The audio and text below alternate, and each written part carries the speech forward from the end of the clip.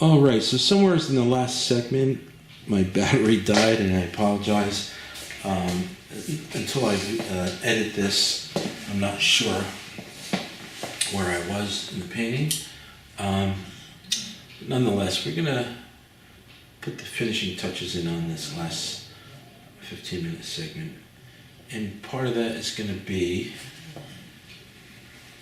I just want to get a little bit more light into those clouds at this point. We're painting for a little over an hour, so that color's softened up a bit, or dried down a little bit. So I can go in here now, get a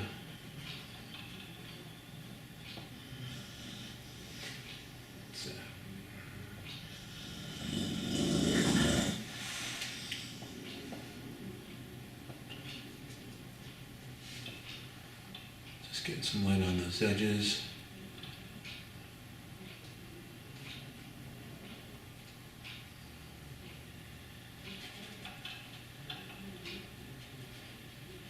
Just a little bit more color in there.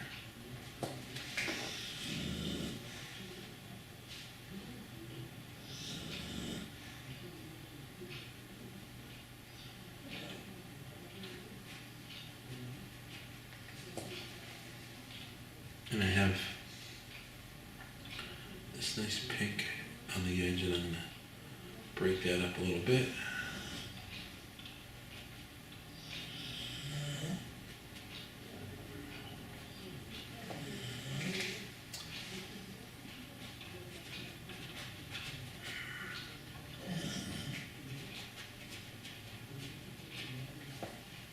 Danger though of doing this with a small brush is that you get too much texture, soft.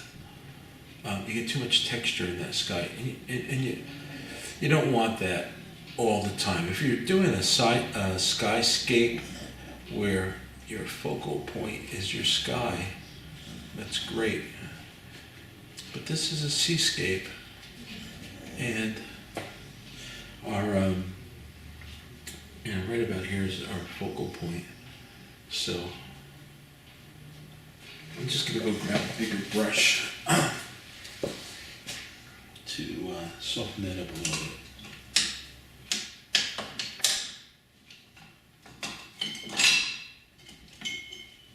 This is overkill. And it's a good old-fashioned house brush. You can get these, like a set of 5 or 6 at Home Depot or any hardware store.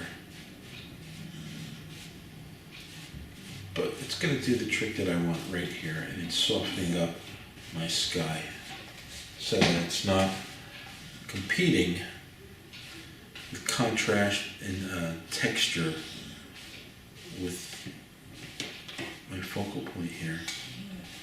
It kind of does the trick too, softens everything up.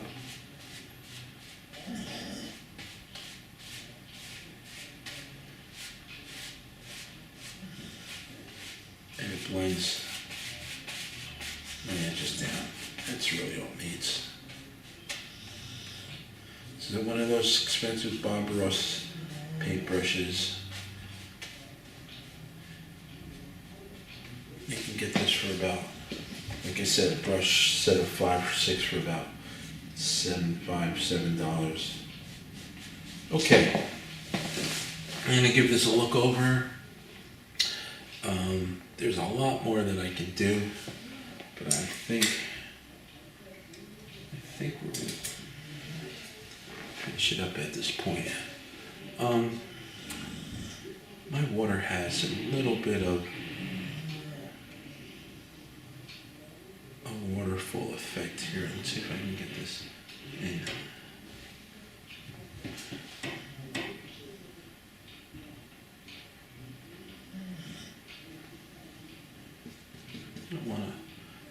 You don't want overkill with this, but just want a couple of lines.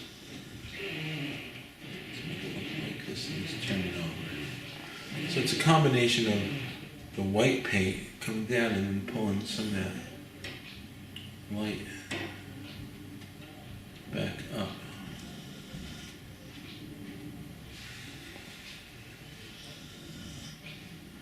This is dangerous in the sense that if you don't have your angle going correctly, it could really compromise the credibility of the painting. It just doesn't, you've got all this, you might have a nice rock, you might have some nice stuff here, and then suddenly this looks silly. It's like a spider or whatever. So we've got to soften that up so it has credibility.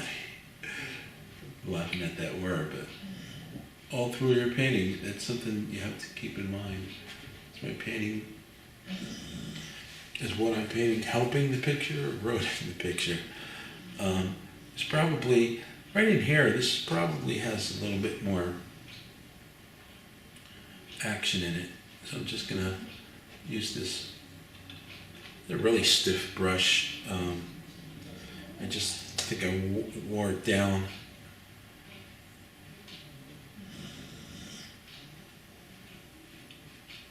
And it's a good time to plug my paintbrush pal oil soap paint. Acrylics as well, but we make it here at the school, and it's really a great paintbrush soap. I use it all the time. We use it in our class to clean our brushes afterwards. And I just stumbled upon a really great formula. You can buy it from me directly, or you can buy it from Natural Pigment sells it out on the West Coast. So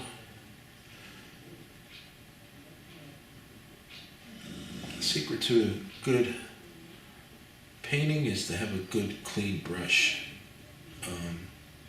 They cost enough, the good ones, so we want to keep them clean, and we want them to be able to do what we need it to do without reaching for it and find out that you didn't get that color out from the day before.